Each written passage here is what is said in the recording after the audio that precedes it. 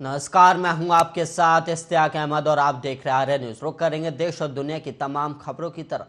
CM Arvind Kejriwal ने विधानसभा में अपने भाषण में कहा कि एक मूवी आई थी और वहीं बंटी और बबली, जिसमें पार्टी के कार्यकर्ता नारा लगा रहे होते हैं कि हमारी मांगे पूरी करो। नेता बाहर आता है और पूछता है, हाँ भाई क्या मांग है, तो किसी को नहीं पता होता। यही हाल बीजेपी का है। इनके लोग कभी किसान बिल तो कभी शराब की दुकानों के बारे में नारे लगाते हैं और अब इन्हें कश्मीर फाइल्स मिल गई है। और वहीं आपको बता दें कि विवेक अग्निहोत्री की फिल्म द कश्मीर फाइल्स लगातार सुर्खियां बटोर रही और साथ ही बॉक्स ऑफिस पर 150 करोड़ कमा चुकी है, जिसे लेकर केजरीवाल ने कहा कि किसी प्रधानमंत्री के 8 साल पीएम रहने के बाद विवेक अग्निहोत्री के चरणों में जगह लेनी पड़ रही है तो उसने 8 साल में कोई काम नहीं किया।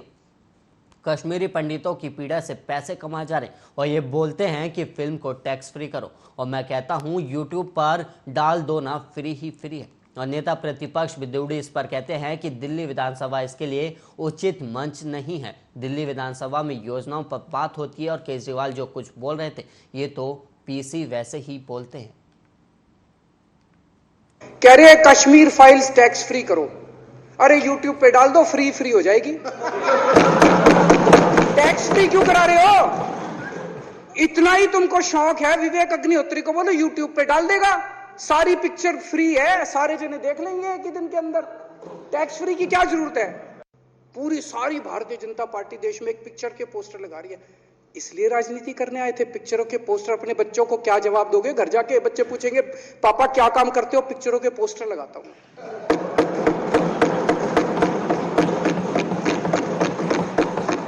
हिटलर भी जो था वो कम से कम अपने चमचों को नौकरी देता था, रोजगार देता था। इतिहास उठा के पढ़ो, उसने रोजगार तो दिया था। इन्होंने क्या दिया आपको?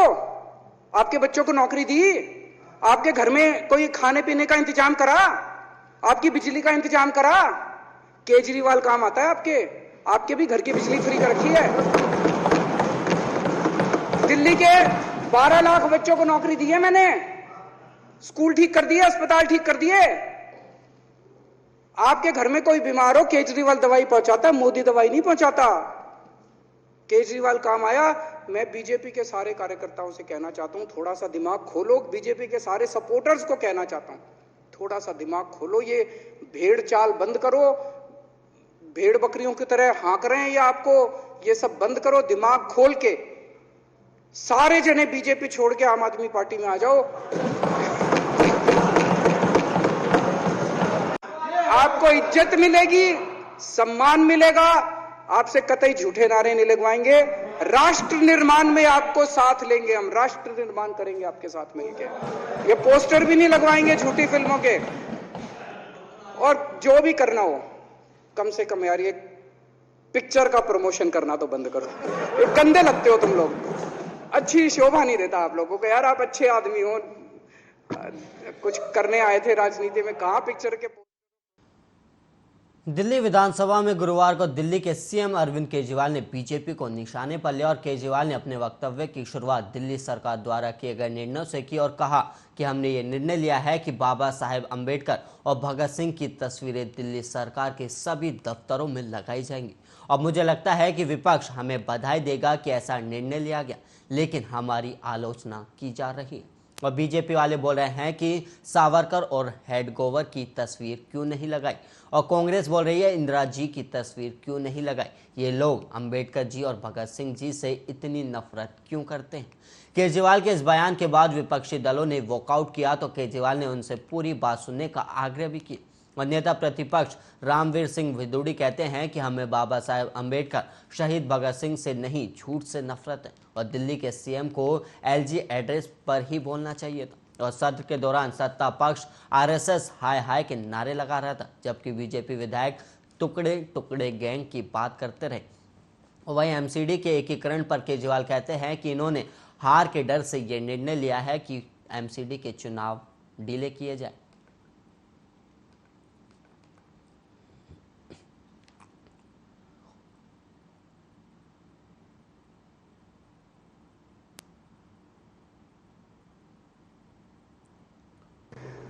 दिल्ली सरकार ने ये निर्णय लिया है कि बाबा साहब अंबेडकर और भगत सिंह जी की तस्वीरें सभी दिल्ली सरकार के दफ्तरों में लगाई जाएंगी। कुछ दिन पहले पंजाब सरकार ने भी ये निर्णय लिया है कि पंजाब सरकार के भी सभी दफ्तरों में भगत सिंह और बाबा साहब अंबेडकर की तस्वीरें लगाई जाएंगी।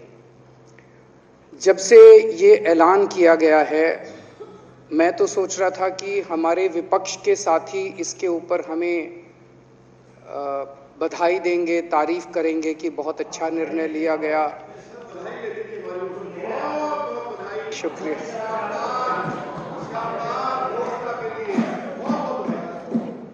लेकिन जब से ये ऐलान किया है कि इतना, यहाँ तो कहने के लिए कह दिया, बाहर एक मिनट मेरे को पूरा, हमें इतना क्रिटिसाइज किया जा रहा है। बीजेपी वाले कह रहे हैं कि बाबा साहब अंबेडकर और भगत सिंह की क्यों लगाई, सावरकर की क्यों नहीं लगाई, हेडगेवार की क्यों नहीं लगाई। तो मैं कह रहा हूं भाई, सावरकर की और हेडगेवार की तुम लगा लो। अब देखो, जो बोल रहे थे उसमें तो किसी ने टिप्पणी नहीं की। मैंने कहा भाई सावरकर की बोल रहे हैं, सावरकर की और हेडगेवार की तुम लगा लो, हम बाबा साहब अंबेडकर की और भगत सिंह की लगा लेते हैं। कांग्रेस वाले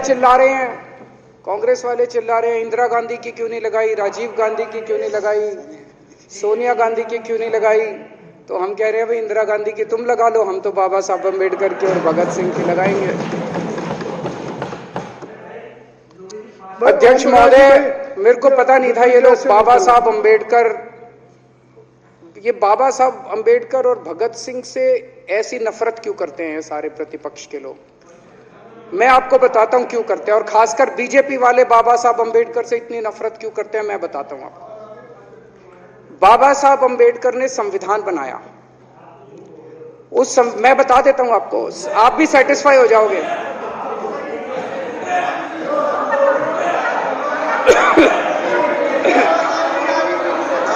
सुन के चले जाना। बाबा साहब का नाम सुनते ही वॉकआउट कर गए। बाबा साहब का नाम भी नहीं सुनना चाहते।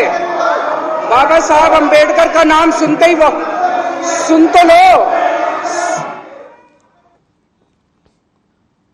वहीं यूपी बोर्ड परीक्षा 2022 गुरुवार से शुरू हो गई और पहले दिन सुबह 8 बजे से करीब 11:15 की पहली पारी में हाई स्कूल में हिंदी और प्रारंभिक हिंदी और इंटर में सैन्य विज्ञान की परीक्षा हुई, जबकि दोपहर में 2 बजे से करीब 5:15 बजे के बीच दूसरी पाली में इंटर में हिंदी और सामान्य हिंदी के प्रश्न पत्र की परीक्षा हुई और दोनों पालियों को मिलाकर कुल 4 लाख से अधिक परीक्षार्थियों ने मातृभाषा हिंदी की ही परीक्षा छोड़ दी और करीब प्रदेश में दोनों पालियों में कुल 23 परीक्षार्थियों को नकल करते हुए भी पकड़ा गया और जबकि दूसरे स्थान पर परीक्षा देने पहुंचे 9 लोगों के खिलाफ FIR दर्ज कराई गई और इनमें से गाजीपुर में 2, फतेहपुर में 2, गोंडा में 1 और प्रयागराज में 4 लोग शामिल हैं और करीब 91.92 लाख परीक्षार्थी हैं और वहीं पंजीकृत 10वीं और 12वीं दोनों मिलाकर कुल 91.52 लाख परीक्षार्थी पंजीकृत हैं और यूपी बोर्ड सचिव डॉक्टर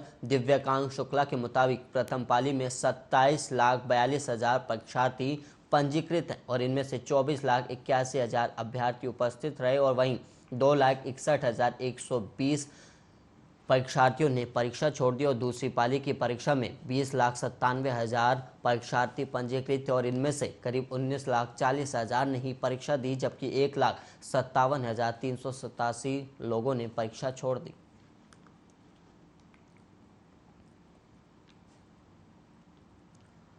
और वहीं दिल्ली में तीनों नगर निगमों को एक करने के लिए आज लोकसभा में बिल पेश होगा। वहीं सूत्रों के मुताबिक बिल में अन्य प्रावधानों के अलावा एकीकृत निगम में वार्डों की संख्या की अधिकतम समय और सीमा तय की जा सकती है और इसके लिए बिल में वार्डों की सीमा और संख्या निर्धारित करने के लिए नए परिसीमन का भी प्रावधान किए जाने की संभावना है और ऐसे में अब निगम चुनाव फिलहाल टलते हुए नजर आ रहे क्योंकि परिसीमन की प्रक्रिया पूरी होने में समय लग सकता है और लोकसभा की कार्यसूची के मुताबिक आज केंद्रीय गृह मंत्री अमित शाह बिल को सदन में पेश करेंगे और अगले हफ्ते बहस के बाद बिल के पहले लोकसभा और फिर राज्यसभा से पारित होने की भी संभावना है और बिल का नाम दिल्ली नगर निगम बिल 2022 है और इसके प्रावधानों को लेकर सूत्रों से मिली शुरुआती जानकारी के मुताबिक बिल में एकीकृत निगम के वार्डों की कुल संख्या घटाने और उसकी ऊपरी सीमा निर्धारित करने का प्रावधान भी शामिल किया जा सकता है। और फिलहाल तीनों निगमों को मिलाकर वार्डों की कुल संख्या 272 है,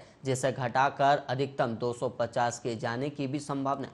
और अगर वार्डों की संख्या में बदलाव होता है तो उसकी सीमाओं का भी पुनर्निर्धारण किया जाएगा और इसके लिए बिल में परिसीमन का प्रावधान भी शामिल किया जा सकता है। और साथ ही महिलाओं और अनुसूचित जाति के लिए आरक्षित सीटों का भी प्रावधान किए जाने की उम्मीद है। और इसी हफ्ते मंगलवार को केंद्रीय कैबिनेट ने बिल को मंजूरी भी दी थी। और वहीं सूत्रों के मुताबिक बिल के उद्देश्यों में कहा गया है कि 2021 में कानून में बदलाव कर दिल्ली नगर निगम का बंटवारा कर उसे 3 भागों में बांटा गया था, जिसमें वार्डों की सीमाओं और तीनों निगमों में वित्तीय संसाधन जुटाने के मामले में बड़ी असमानता थी। और इसके परिणाम स्वरूप तीनों निगमों के संसाधनों और उनके देनदारी के मामले में एक बड़ी खाई थी जो लगातार बढ़ती ही चली गई।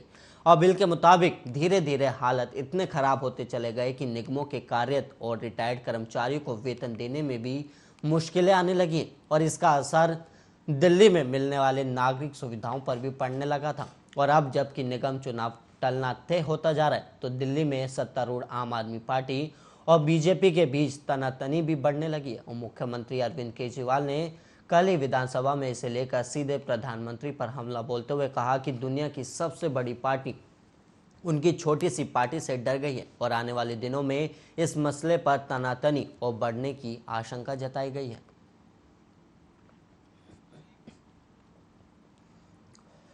वहीं चाइना ईस्टर्न एयरलाइंस के दुर्घटनाग्रस्त हुए प्लेन का खोजे और बचाव कार्य चौथे दिन भी जारी है। और वहीं चीन को अब इस प्लेन का दूसरा ब्लैक बॉक्स भी मिला है। और ये प्लेन सोमवार को दुर्घटनाग्रस्त हुआ था और प्लेन का एक बॉक्स पहले ही मिल चुका है और जिसे डिकोड भी किया जा रहा है। उसका विश्लेषण बीजिंग में हो रहा है। और इसके अलावा आपको बता दें कि सोमवार को दुर्घटनाग्रस्त हुई फ्लाइट के पीड़ितों के लिए जमीन पर आपातकालीन कर्मचारी 3 और चीन के दक्षिणी गुआंगशी क्षेत्र के जंगलों से ढके पहाड़ों को खंगाल रहे हैं। और देश को झकझोर देने वाली इस त्रासदी में अब तक कोई भी जीवित नहीं पाया गया। और ब्लैक बॉक्स में इंजन की आवाज़, ऑडियो अलर्ट और बैकग्राउंड साउंड कैद हो जाते हैं। और इसके से मिलने से दुर्घटना का उचित कारण भी पता चल सकता है। और चीन के विमानन सुरक्षा कार्यालय के प्रमुख झू ताओ ने गुरुवार को बताया कि क्षतिग्रस्त हालत में मिले ब्लैक बॉक्स को बीजिंग स्थित प्रयोगशाला में बुधवार रात को भेजा गया था। और विमान में करीब 132 लोग सवार थे, जिनमें से अब तक किसी का पता नहीं चल पाया।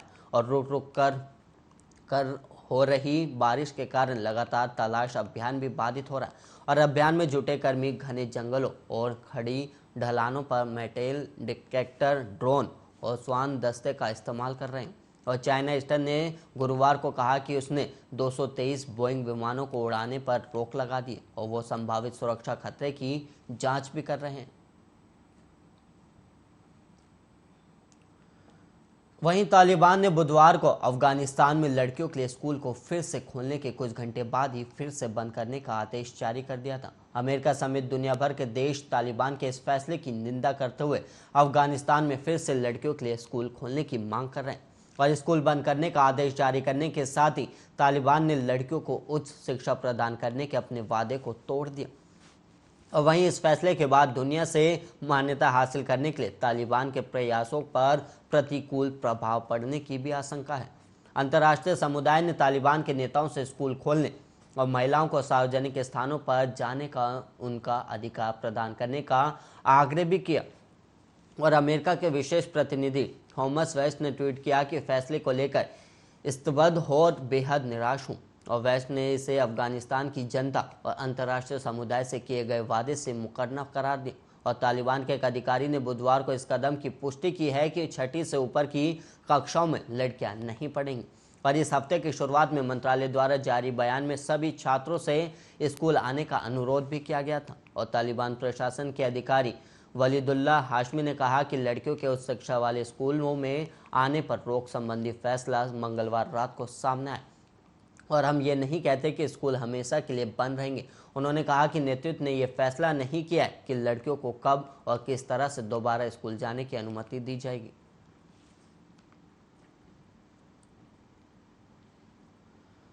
चीन के विदेश मंत्री वांग याई कल रात भर पहुंचे और वहीं आपको बता दें कि भारत पहुंचे और आज सुबह 10 बजे करीब राष्ट्रीय सुरक्षा सलाहकार अजीत डोभाल से वांग की मुलाकात हुई और वहीं इसके बाद वक्त सुबह करीब 11 बजे विदेश मंत्री एस जयशंकर से मुलाकात की।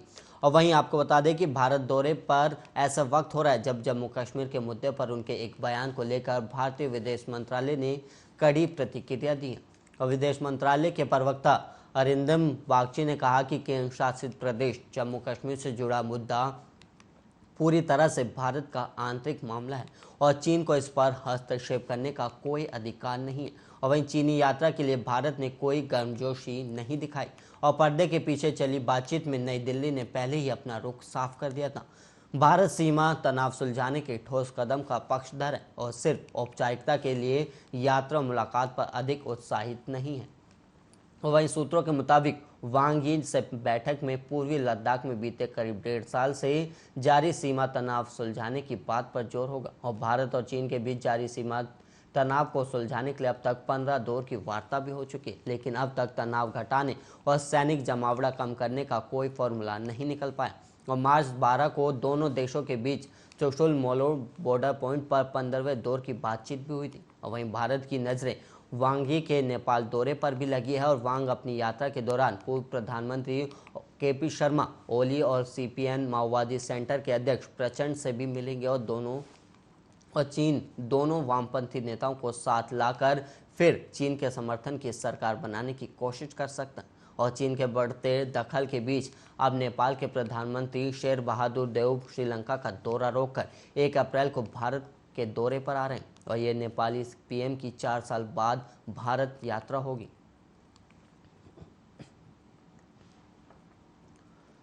होली के 2 दिन पहले द कश्मीर फाइल्स मूवी देखने के दौरान विवाद में कुशीनगर में 3 युवकों को चाकू मारकर फरार चल रहे बदमाश और पुलिस के बीच मुठभेड़ हुई। वहीं पठेरवा थाने की पुलिस बदमाश की तलाश में थी और वहीं पठेरवा थाने के कुशीनगर देवरिया सीमा पर पुलिस टीम को देखते ही फरार बदमाश जैनुद्दीन उर्फ गोगा ने फायरिंग कर दी और जवाब में पुलिस ने भी फायर किया, जिससे बदमाश के पैर में गोली लगी, जिससे वो मौके पर गिर गया। लेकिन अंधेरे का फायदा उठाकर साथी बदमाश राजा खरवार फरार हो गया और इसके बाद पुलिस ने घायल जैनुद्दीन को दबोच लिया और बदमाश की गोली से फाजिल नगर चौकी इंचार्ज आलोक यादव भी घायल हुए और दोनों लोगों को फाजिल नगर सीएचसी में भर्ती कराया गया और प्राथमिक उपचार के बाद दोनों को जिला अस्पताल में भर्ती कराया गया, जहां दोनों का भी इलाज जारी है। और घटनास्थल से देसी तमंचा, कारतूस और चाकू भी बरामद हुआ और मुठभेड़ की सूचना पाकर एएसपी रितेश कुमार सिंह मौके पर पहुंच गए और बताते चले कि बीते 18 मार्च को फाजिल नगर कस्बे में द कश्मीर फाइल्स फिल्म देखने आए 3 युवकों को फिल्म को लेकर हुए विवाद में बदमाशों ने चाकू मारकर घायल कर दिया था। पहले तो पुलिस ने मामले को हल्के में लिया था, लेकिन क्षेत्रीय विधायक के दबाव बनाने के बाद पुलिस सक्रिय हुई थी और पुलिस ने 4 नामजद पर केस दर्ज करते हुए एक आरोपी मैनुद्दीन को गिरफ्तार कर लिया था, जबकि मुख्य आरोपी और जैनुद्दीन उर्फ गोगा, राजा खरवार और अनीश फरार चल रहे थे। जैनुद्दीन मीडिया पर वीडियो वायरल करके पुलिस को खुलेआम चुनौती दे रहा था। वहीं पठेरवा थाने की पुलिस ने बाइक से भाग रहे जैनुद्दीन को ललकारा तो उसने पेड़ की आड़ लेकर पुलिस टीम पर फायर कर दी और गोली फाजिल नगर पुलिस चौकी इंचार्ज आलोक यादव की बाहों में लगी और इसके बाद पुलिस टीम की फायरिंग में जैनुद्दीन के पैर में गोली लग गई। गोली लगने से घायल होकर वो गिर पड़ा और इस बीच बाइक पर सवार अन्य बदमाश राजा खरवार फरार हो गया।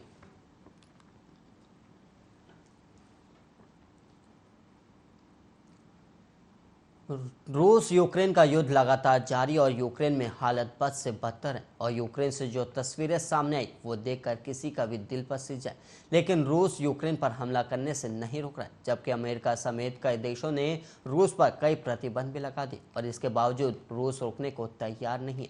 और आखिर रूस के पास ऐसा क्या है जो नाटो और अमेरिका रूस को खुली चुनौती देने से डर रहे हैं और रूस के पास ऐसे कौन से खतरनाक हथियार है जिससे देश डर रहे हैं। आइए आपको इस रिपोर्ट के जरिए बताते हैं कि वो कौन से हथियार। देखिए हमारी खास रिपोर्ट।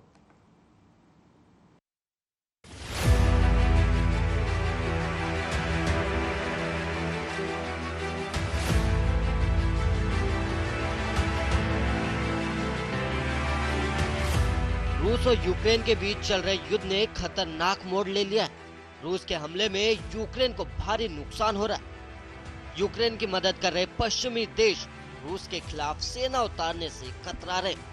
अमेरिकी राष्ट्रपति जो बाइडेन ने रूस पर कई प्रतिबंध लगाने के ऐलान किए, लेकिन उन्होंने कहा है कि यूक्रेन में अमेरिका अपनी सेना नहीं उतारेगा। 30 देशों वाला समूह नाटो भी रूस को सीधे तौर पर हमले की धमकी नहीं दे रहा। रूस के राष्ट्रपति व्लादिमीर पुतिन ने चेतावनी दी है कि अगर किसी भी देश ने दखल देने की कोशिश की और उनके देश के लिए खतरा पैदा करने की कोशिश की तो रूस की इस पर तुरंत प्रतिक्रिया होगी और ऐसे परिणाम देखने को मिल सकते हैं जो इतिहास में पहले कभी अनुभव नहीं किया गया होगा। रूस के पास ऐसे विनाशक हथियार है जिनसे नाटो और अमेरिका भी खौफ खाते हैं। तो आइए जानते हैं रूस के 5 खतरनाक हथियारों के बारे में। यूक्रेन में तबाही मचाने वाले रूस के खिलाफ अमेरिका और नाटो उतरने की हिम्मत नहीं जुटा पा रहे और इसकी सबसे बड़ी वजह रूस के खतरनाक हथियार है और इन हथियारों में से रूस अपने किसी भी दुश्मन को तबाह कर सकता है और इन हथियारों की तैनाती करने से ही दुश्मन खौफ खाने लगते हैं। रूस के पास दुनिया का सबसे बड़ा परमाणु बम है और वहीं साल 1961 में सोवियत संघ जो आज का रूस है उसने महाविनाशक हाइड्रोजन बम का टेस्ट किया था और वहीं अमेरिका ने जापान के हिरोशिमा पर जो परमाणु बम गिराया था उससे ये हाइड्रोजन बम 3333 गुना अधिक शक्तिशाली था। और रूस के खतरनाक हथियार में से एक जार बम है। जार बम दुनिया का सबसे बड़ा परमाणु बम है और इसके फटते ही लाखों लोगों की मौत हो सकती है। इसके अलावा लोग स्किन और सांस से संबंधित बीमारियों के शिकार हो जाएंगे। और वहीं दूसरा हथियार रूस की किंजल हाइपरसोनिक मिसाइल बेहद खतरनाक है। रूस के मिग 31 लड़ाकू विमान में से इस हाइपरसोनिक परमाणु मिसाइल को लगाया गया। और वहीं बात की जाए रूस के तीसरे हथियार के बारे में तो रूस के पास 2S7 प्योन तोप है और ये कम दूरी का परमाणु हमला कर सकती है और इस तोप के जरिए 203 mm के परमाणु बम से हमला किया जा सकता है। और वहीं बात की जाए चौथे की तो रूस के पास बेलगोरोड परमाणु सबमरीन है जिसे दुनिया की सबसे बड़ी सबमरीन भी कहा जाता है। और पोसाइडन टारपीडो से लैस ये सबमरीन रेडियो एक्टिव सुनामी पैदा कर सकती है। और इनके अलावा रूस के पास T-14 अमाट टैंक है जो बेहद खतरनाक है और इसको रिमोट कंट्रोल से चलाया जाता है और ये टैंक बिना क्रू मेंबर्स के अपने लक्ष्य पर सटीक निशाना लगा सकती है और ये 1 मिनट में 10 से 12 राउंड फायरिंग भी कर सकती है। रूस के पास इतने खतरनाक हथियार है जिसकी वजह से अमेरिका और नाटो रूस से सीधा सीधा टकराव नहीं चाहता है। Bureau report, Arya news.